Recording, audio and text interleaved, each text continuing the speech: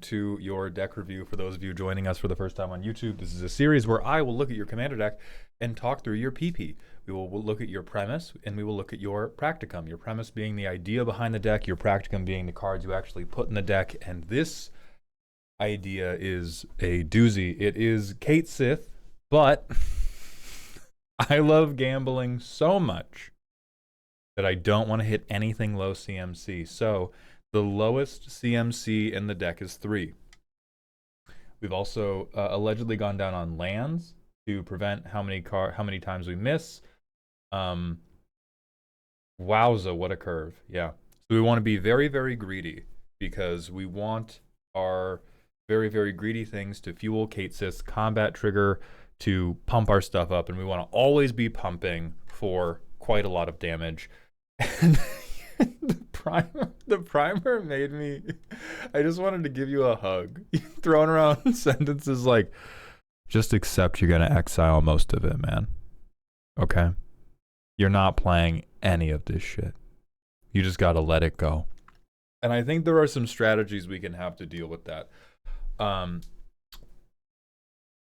So first and foremost, I think we should talk through, you should definitely draw some lines around the box of why this is important to you, because you said, I want to cut everything low mana value from this deck because I only want to get big hits off a Cait Sith. And I think we have to understand, what is the outcome of that we like? Do we care about having creatures with high power? Do we care about creatures hitting hard? And I'm going to go through this holding myself back from suggesting all these creatures.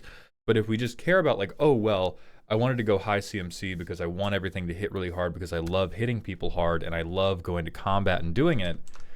There are good cards that are good that do that too. Like Inti Seneschal of the Sun is one of the classic, like mono red, I'm going to combat turn after turn after turn. I'm hitting you harder and harder and harder, and I won't waste any of your time trying to make you divert the highway that you're building.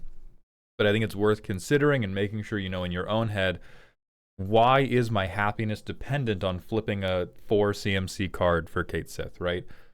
So after that, let's try to work with this idea. You said it's definitely bracket 2 right now because of inconsistency. We want to get it up to bracket 3. The cool stuff that can happen is you stick a 3-drop that cares about damage or cares about power, and then you buff it next turn, and that makes it go crazy. So there's Franco, Tin Street Kingpin. Let me see if you have a specific tag for these guys. 32 lands is bold. That is bold.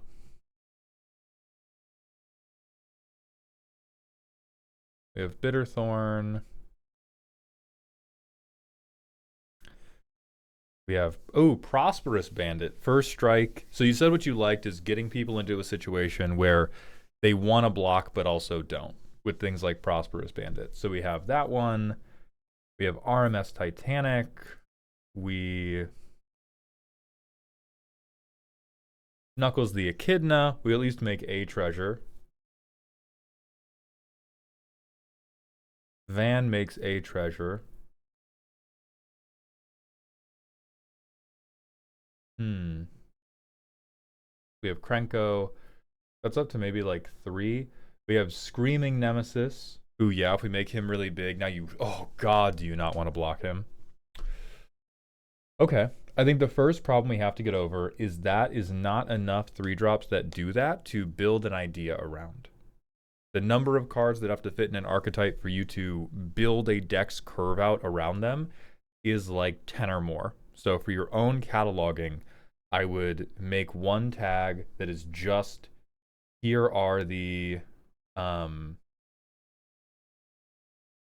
3-drops that it feels really good to stick before Cait Sith. Okay, so Crimson Caravaneer should be in here too. So there's Crimson Caravaneer, Krenko. Laylee is okay, but she seems more like a general synergy piece rather than one of the things the deck is totally riding on, but I'll counter anyway. This seems like a bad card. This also seems like kind of a bad and weak card because it doesn't scale with the power. And so the fact that it's Cait Sith doesn't matter. This just wants to be going to combat. Flamespeaker has double strike trample, so I'll count that one for sure. Prosperous Bandit, Screaming Nemesis. Forge will get there eventually, but it's definitely not there the turn you play it. So that's about 6, which means we're a little bit low. We're a little bit low on stuff we really want to stick for this. So I might go digging in your butt for a few more of these. And by your butt, I of course mean Scryfall. Let's go back to categories. The other thing I would draw your attention to is I think we've overcommitted to card advantage. We have a very, very on-the-rails game plan. Our commander is giving us access to an extra card every turn. Like, there's greedy, funny, silly things like Planetarium of Wan Shi Tong, but I don't think trying to impulse draw more, it's not going to save us. Trying to exile a few more things, not going to save us. We're not going to be able to cast them. The curve's ridiculous. So I think we've overcommitted to drawing more cards, or even exiling more cards. Golly, do I hate Patron of the Arts, but do I know it's necessary on 32 lands. Maximum Carnage do.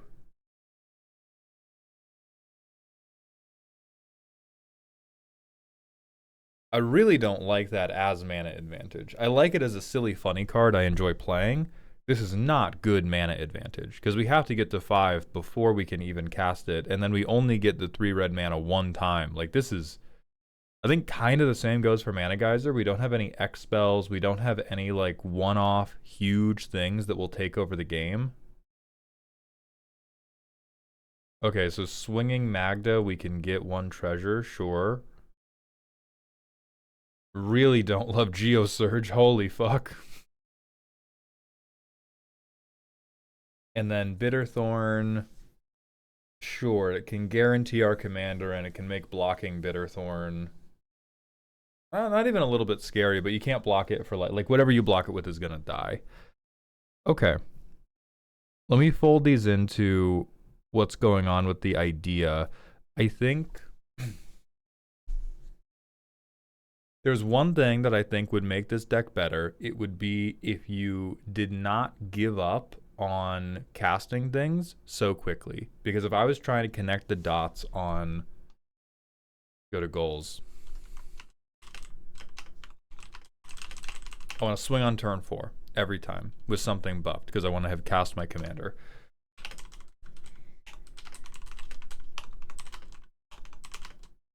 My deck's curve is big. I don't play 1 and 2 mana spells. Right now we're getting into the problem of most of our really expensive spells are wasted because we always have to exile them to Cait Sith. And even the stuff you can do that's making you mana is you're really, really leaning into ephemeral mana when you don't have to. Red doesn't have access to as much ramp as like green, but if we go to 3 OTAG ramp, I want 3 and 4, commander, red. But if you tell me, hey, I don't want weak hits in my deck. I don't want any weak hits in my deck. Okay, play Basalt Monolith. You hit this off the top, it's 3. You play it. Now, the next turn, when you exile an 8 mana creature, guess what? You can play it with Basalt Monolith. It's not the most reliable because you would have to pay to untap it, so you're on like turn on, turn off. But like, okay, Worn Power Stone. Now, when you exile something that costs 5 or 6 off the top, holy fuck, you can play it. Because that's where, like, other people, other decks are turning a 6 mana spell into a 6 mana creature that does powerful things. You are turning a 6 mana spell into a 6 power boost that only lasts for 1 turn. You can never keep up with that. You will forever be locked to bracket 2 unless you try to do some harebrained like infect game plan, and even then I don't think we get that to be consistent either. But when other people are playing 5 and 6 mana spells because of how strong the 5 and 6 mana spell is, and you're playing a 5 and 6 mana spell because it's going to go away forever, but it's going to turn your Urabrask Forge token into an 8/1 once, yeah, you're always going to be lagging behind. And to bring that up, we want to close the gap a little bit on how likely is it that they will be totally useless. So with stuff like Geosurge, Mana Geyser, even Patron of the Arts, like when you're making treasures or you're making floating mana, you're saying, if I don't have the thing that capitalizes on this in hand, this mana does nothing. Verse, if you invest in expensive and shitty rocks, eventually you reach a point of everything coming off the top of the deck I can play, and I'm still getting big hits for my commander. There's Palladium Mirror. There's Relic of Legends. Don't you even look at Inspiring Statuary. Don't you even do it. If your games go along, there's Replicating Ring, which you shouldn't do. You could do Snow Mountains and do Extraplanar Lens and then exile a mountain and have all your mountains tap for double. And this is not even getting into like mana value 4. So there's, I think your mana advantage section is the section that is most likely to benefit from being totally redone. And I think you should look at it from a perspective of, my mana advantage is the bridge between my good 3-drops and my crazy expensive bad cards.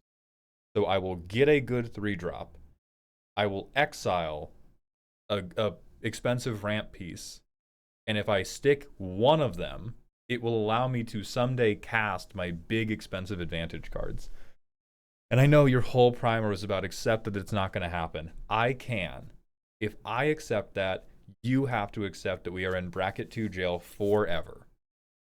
And you are always going to be trying to sneak a win from the position of the little bean, because you're literally refusing to use, how many cards are this? Like 13, 24, 28, 36. That's a third of the deck for like abandon all hope. I can't do it, bro. I can't do it if we want to get to bracket 3. You can't get to bracket 3. And like realistically, you'll get to 5. I mean, if you're getting to 4 with treasure, you're in kind of a lot of trouble, but like you'll probably get to 5. That's still a fifth, almost a quarter of your deck. We can't be pushing bracket 3 with a quarter of our deck being abandon all hope, ye who enter here. So specific things, I think Regalia is cute. I think Fire Crystal's not cute enough. I think it should be Thrawn Dynamo. Seething Song, get it the fuck out of here. It should be Palladium Mirror. Ruby Medallion, no, Ruby Medallion is for I am casting multiple cheap spells, not I am casting giant fuck off spells. Should be Relic of Legends or Extraplanar Lens. RMS Titanic is one of the beautiful creatures we want to buff. Keep it close to your chest. Prosperous Bandit, we love him. Facebreaker's fine. We can swing with him, and a big menacing creature. People that creates the. It doesn't create the payoff you want, but it creates the situation where they are tense. They want to block, but they don't want to throw 2 good creatures under the bus. So I think you still like him. I fucking hate Patron. I hate it. This can be the glue that holds the deck together, though. Replace Maximum Carnage immediately, unless it is just like one of your favorite pet cards ever. Mana Geyser, same thing. Magda, I unfortunately understand. Geosurge, same thing. I think Fable of the Mirror Breaker, same thing. The payoff is just not good enough versus bridging to, being able to cast Call Forth the Tempest. Because, like, holy fuck, if you exile this and then can cast it. And so the beautiful curve out for you. And I can't believe this is going to be called beautiful. Is turn 1, nothing. Turn 2, nothing. This is as you have written it. Turn 3, person. Turn 4, Cait Sith because of prayer. Turn 5, rock.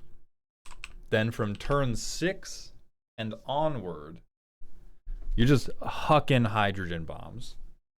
You're just straight noodling nukes straight into their cranny, dog. But if we do this, and then turn 5, we don't even have an opportunity to hit one of these bigger rocks, then we're eternally locked into like maybe another 3-drop, who we can't capitalize off of because Cait Sith can only buff one creature. And then the rest of this stuff can probably stay pretty cute. I think some of this card advantage can def go. Yeah, big score is fine. Rooms are very cute. I really don't like this until we fix the mana advantage problem. You talked about how you tried doing all rooms before because their combined mana value is the rooms put together. And introducing another impulse draw engine where we already can't play with the things we're impulse drawing off of Cait Sith, we're going to get into trouble really quickly, but it might be able to stay after we fix the ramp section. And you definitely got to go up on lands. You just do. I'm sorry that losing a single pull of the slot machine hurts you spiritually. I get it. I do. Go to like 34 or 35 and you'll be much happier. I don't even think you need Palantir of Orthanc. Because again, it's just like we already get an extra card every turn from Cait Sith. This needs to be heat. This either needs to be one of them cool 3-drops, a good ramp piece that bridges you up to the really expensive things, or it needs to be a really expensive crazy card. Like, you know what I want you on? I want Cait Sith to pull this thing out of his ass, and I want you to be able to cast it, and I think that world exists. I believe that is the world you currently inhabit.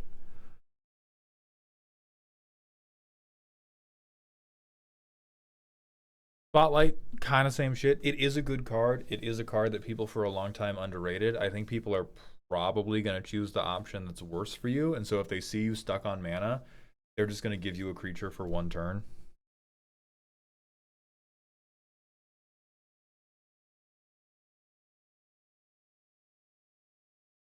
Rose is cute, but again, we're junk tokening when we already can't afford to cast the stuff that we're playing.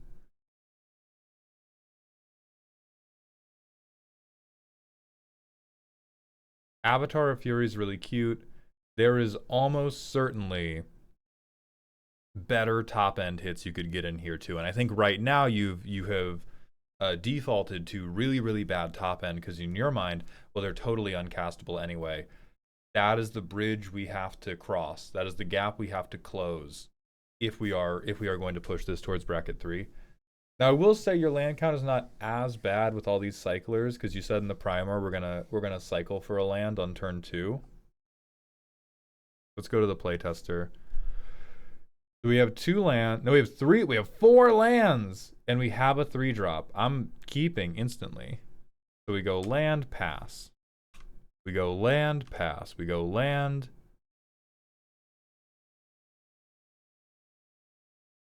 I'm going to go Bitterthorn and show you just how much cooler the deck is when you have the money to pay for things.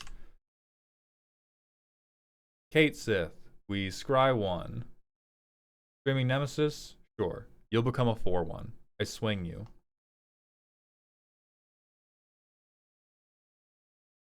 Nope, didn't want to shuffle. Oh my lord. Okay. I'm just gonna, alright. I get a land the top. Or not the top. I get a land a field. Next turn. Holy crap, that enters the battlefield tapped. I'm gonna freak out. Okay, so I play this. Go to combat, scry 1. Actually, no, the fuck I don't. I scry 1. I keep the land on top. I exile the land. I play it. I slam combustible fucking Gearhulk into a table that knows the cheapest mana value in my deck is 3. I draw 3 cards. I don't even know what this guy does, but he's 7 mana. So I'm going to get rid of the previous card and mana advantage you have. I'm going to get rid of your other card and mana advantage. We're going to go to the next turn. You hit another land. I play... Can I play Chiscoria? He's affinity for artifacts. I have 1. That's it. So he's 8. We're 1 mana shy on him. Oh, wait, I can go to combat. Holy shit, I hit a land. I exile it. Chiscoria. And I know you normally want to scry these away, so you would have gotten like +4 to something. And so it's not that you need to begin exiling lands with Cait Sith. That is not the point.